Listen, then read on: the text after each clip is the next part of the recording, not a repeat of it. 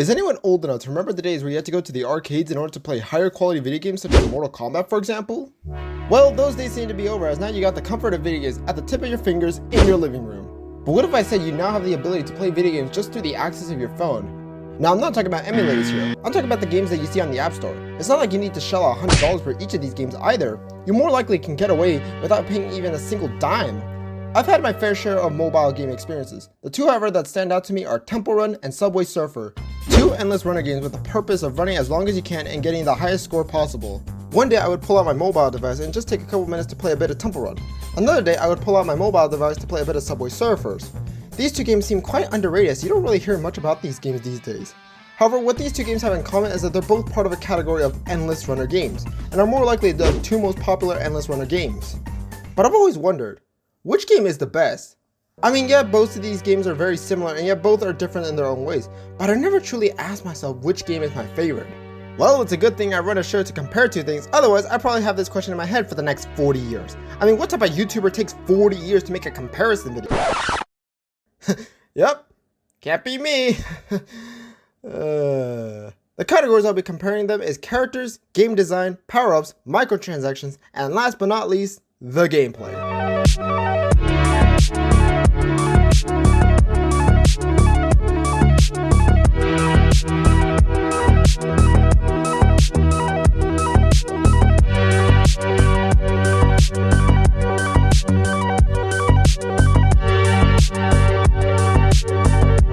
If you're going to be playing this game for God knows how long, you gotta at least be able to change your character, and I think both games do their fair share with characters. For here, I'll be looking at the variety of characters choices you're given. On Temple Run, you have your usual Guy Dangerous, but you also have some of his friends to join along with him. Temple Run as well has real life people as playable characters, such as the introduction of Usain Bolt and Jackie Chan of all things. Hell, at one point you could even play as bloody f***ing Santa Claus. Yeah, imagine Santa Claus before Christmas being chased by a bloody monkey outside of a cave. Ho, ho, ho, time to deliver these Christmas gifts. Ho, ho. Hello? Get away from me! I'm just trying to deliver Christmas gifts! The way you get most of your characters is by collecting coins and gems throughout the countless runs you do. Now, not every character is obtainable through this manner. Some you may need to pay $1 to unlock them. If you're on a budget crunch, then I'd suggest you buy Usain Bolt, as not only do you obtain a character, but you will get a new power-up, which is a combination of all your other power-ups combined. We'll get to that power-up later. Something nice about the characters is that they each have their own individual costume. Some look pretty badass if you ask me. Others... Oh, this is awkward. Hell, even he doesn't want to be shown in this costume. Sorry, Guy Dangerous, it just has to be shown, unfortunately. Let's look at Subway Surfer now. Subway Surfer takes a more fictional approach with the characters, as majority of these characters seem to be created by the developers themselves. I think my favorite character out of the bunch is the robot and the big old dragon as well. Both affordable characters you can get by collecting coins. Subway Surfer also has costumes for each of these characters. It is a little more limiting compared to Temple Run, but it's something to keep you busy in case you find something that looks cool. Another thing you as well have is a selection of boards to pick from. These are more for stylistic choices rather than giving the board an advantage, all with the exception of one board. I'll get to that later. So you've asked me who delivers their characters better? This is actually tough. I think what Temple Run does better is make the characters a lot more easier to obtain, along with the fact they're less frustrating having to obtain. You're not going to be playing on this game more than an hour, so you'll still give yourself plenty of time to stretch out the game while enjoying it. Subway Surfer, there are characters that just feel way dragged out. Like, for f***'s sake, 980,000 coins? What the f*** is this? Especially the fact that you don't get as many coins compared to Temple Run, so unlocking some of these characters is just unnecessarily long, and it's making you have to shell out actual money in order for you to get these characters. And that's not to mention the number of characters you actually have to pay up for. I'd say, point goes to Temple Run.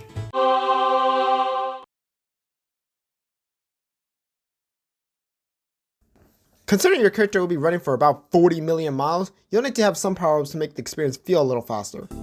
Starting off with Subway Surfer, you have interesting power-ups. One that sticks out to me are the Super Sneakers. These sneakers when running allow you to jump extremely high, becoming useful for when you have a train in front of you. You as well have the hoverboard. You double tap on the screen and you're given a hoverboard. Technically, you can use this as a shield, but it does the job and it's pretty cool running around in a hoverboard. The best power-up of them all is the jetpack. When you get the jetpack, you practically skim through parts of your run, launch into the sky, and you collect coins for a limited amount of time. Although perhaps a little ability that may not get a lot of attention is this board. This board allows you to teleport. That's it? You're meaning to tell me this costs 220,000 coins just to make a little special effect with no use? Oh, you gotta be kidding me. The power-ups in Subway Surfer are quite simple and get the job done for you. Temple Run has a couple different abilities ranging from having a coin magnet, a force field, having super speed, and even a freaking Chaos Emerald. What the Chaos Emerald does is essentially a save me. If you die and you stocked up on them, use one of them to continue your run. It's a little difficult to find them, but once you reach level 9 and unlock the ability to get unlimited gems, you will then be able to get your higher scores later down the line. The rest of the power-ups are self-explanatory. The coin magnet allows you to pick up coins, the force field protects you from obstacles, super speed allows you to run like Sonic, and then the star increases your multiplier. Yeah, I don't really find this ability useful, to be honest. Don't worry about this. I don't think you'll need to worry about this anytime soon. There's as well this special ability. If you go and buy Usain Bolt, you unlock this Thunderbolt ability. What does it do? Well, like I said, it's a combination of all the power-ups mentioned, minus the gem of course. This can be very useful as you benefit from having multiple abilities at the same time. Of course, there's enough power-ups that you run into to where you can make a little B-Tech Thunderbolt power-up, but you won't be missing out on high scorelines if you dare ignore this power-up. I think when looking at these power-ups, Subway Surfer has the edge here. Subway Surfer has not only power-ups that feel more beneficial, but as well take a creative design with it. Instead of just boringly running at the speed of light, you have a jetpack to fly you into the air. Instead of a shield, you can use a hoverboard as a defense. Hell, the super sneakers are something I will admit is a pretty creative choice. In the end, point goes to Subway Surfer here.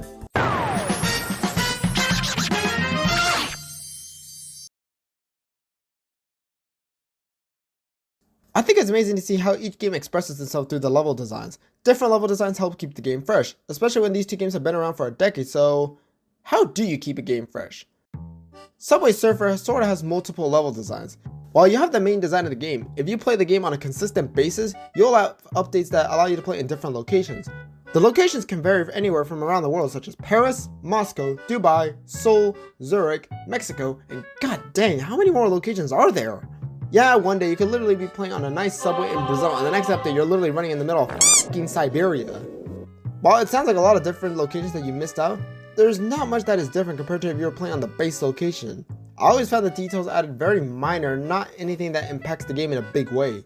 No new mechanics added, it's simply the same style with the same mechanics as previous, only with a new coat of paint. You may get the odd new character here and there, but that's about it. Temple Run, however, takes this to a whole new level. Yes, you still have your basic Temple Run level, and that's cool, but you can also run in the middle of a jungle, an island stranded in the middle of Pearl Harbor next to a bunch of gold, some ancient looking area. I mean, you can name almost everything and it's literally in the game. Not only does the location change, but you as well have new obstacles added in your way, keeping the game refreshed. What Temple Run allows you to do, which Subway Surfer doesn't do, is change the location from the tip of your finger.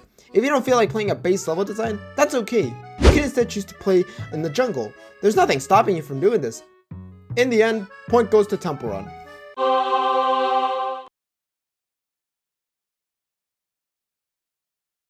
To be fair, I guess it wouldn't be a mobile game without the mention of microtransactions. Gosh, what happened to the days where you could get a game and all the content is there for you? None of this. Okay, this game is coming out in a few days, and we have this much to finish up. So, what we should do is release what we got for 60 bucks, and then the rest we can peddle out as DLC and charge an extra 20 bucks for the game. What do you say? That's what's called a DLC. Microtransactions and DLCs are very similar, only that microtransactions are on a smaller scale. There's a few reasons as to why microtransactions are a thing. First off, these mobile games are free. If you think it's easy to have a game up on the market for free, you're kinda wrong. I guess this applies for games that cost as well in general. If you don't keep a game updating, eventually your game will fall into the abyss and people will just forget the game existed. So what microtransactions do both these games provide? Well, Temple Run has a no ads microtransaction. Yeah, I know, you have to pay to remove ads. Sounds stupid, I guess. What I find extremely annoying about these two games is how often you have ads popping out of nowhere, especially on Subway Surf. Good grief, I could literally click a few tabs and suddenly a random ad will pop out of nowhere. Like, can I breathe for a moment? Temple Run allows you to turn off ads and the price is relatively low to say the least. An important thing when having these microtransactions is you want to make these affordable. Yeah, I realize telling that to a rich company sounds pretty stupid. Other than coins, which generally the more you get, the higher in price they are, the most expensive microtransactions you'll find on Temple Run are around $5. These more expensive microtransactions are maps which change the dynamic of the game. Subway Surf, on the other hand, has microtransactions that can cost up to $12! For that much money, you don't get a whole lot. For me, Temple Run has not only more affordable content, but as well content that matches the price. Subway Surf's microtransactions are a little heavier in price, but you don't get much value from them. So if I had to pick which game does the best at handling microtransactions, I'd have to pick Temple Run. What I think Subway Surf should do is add more value to their microtransactions. Give one of the hoverboards something unique to them. A bit like how you see with these hoverboards, which you can already attain with coins alone. Hell, maybe provide a character that has a unique power-up that only appears in the map whenever you're playing that specific character. Otherwise, all these microtransactions are just poor to have. Let's take it back to Temple Run again. When you look at the Temple Run shop, you have Usain Bolt, a character who gives you a new way of playing the game by giving you a power-up, as well as the fact that it's only $1 to buy. Want more? Okay. Temple Run gives you perks which you can unlock through watching ads, or you can simply buy them. Now these perks can vary, such as having wings that allow you to resurrect yourself, or clones that allow you to get coins that you may drop behind. This is the sort of stuff Subway Surfers needs to do more. Now I get it. Not everyone can afford to buy extreme amounts of microtransactions. I mean, for crying out loud, I would love to live inside one of those rich mansions with no stress in the world about money, but I live next to a ready-to-erupt volcano, and my only friends are a bleach bottle that has anger problems and a robot that's been around since the medieval times. Point goes to Temple Run in this category.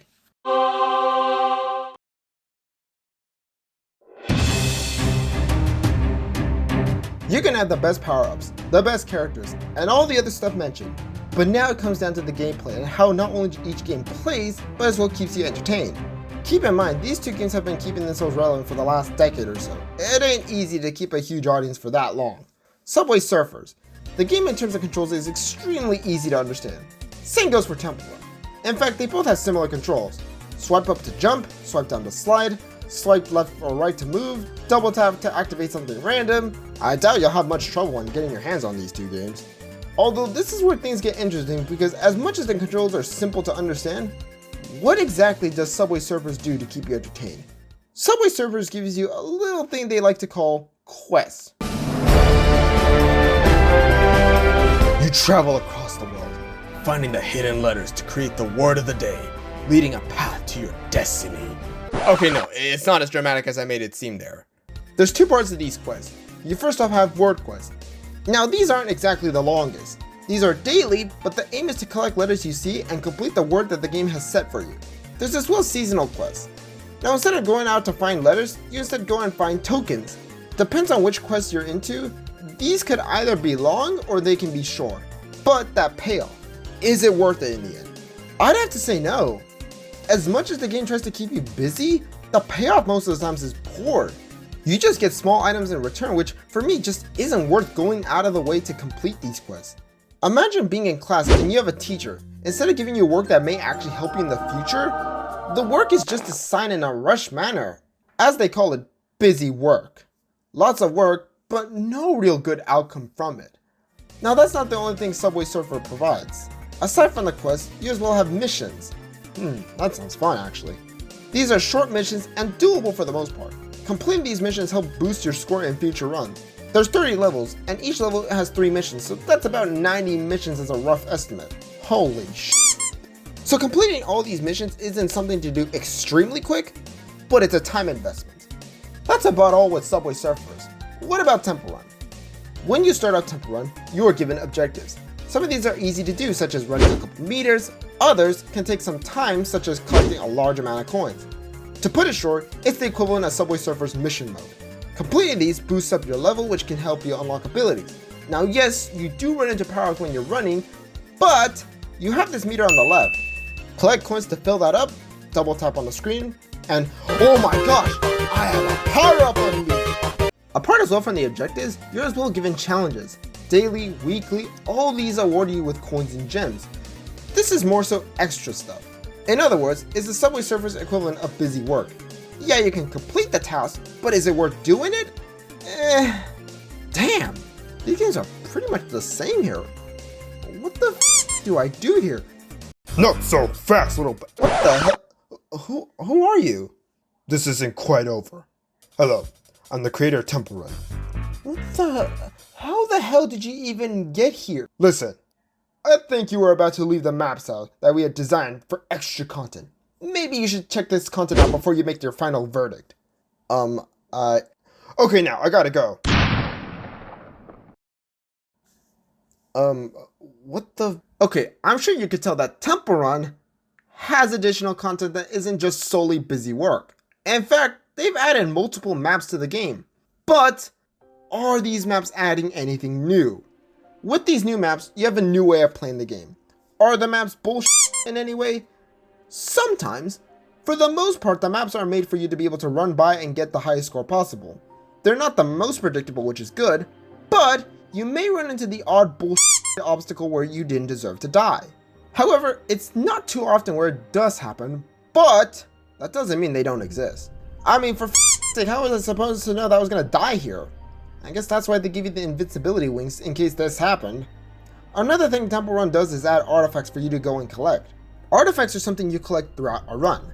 These award you coins and gems per artifact, so you're not getting much, but that's only looking through the perspective of one individual artifact. Artifacts are divided into groups. Once you collect a full set of artifacts, that's where things get a little better. You can either unlock new hats for you to wear, or you can unlock new characters. Hats may not sound like much, but a character for you to unlock? Now that's something you can't really skip over easily. It does take some time investment because you're never guaranteed a certain number of artifacts per run. Although majority of the times after collecting the artifacts, the payoff is balanced because it's not necessarily an extreme amount of artifacts for you to go and collect. Think of these artifacts as Subway Surfers tokens. That's one of the issues with Subway Surfers and their token system. It's new content, yes, but holy do you have to collect a ton of coins to even get a half decent payoff such as a character or a costume. I get the game needs to last long, however, there's also got to be a balance between quantity and quality, and quantity in this instance outweighs the quality, doing a lot of busy work for very little in return. I guess when you look at the two games as a whole and you see the content each game provides, Temple Run simply is just better. Both games start off very alike, but you're getting more from Temple Run and that keeps the game fresh. Subway Surfers is busy work that ultimately could burn you out. In the end, Temple Run wins this final category.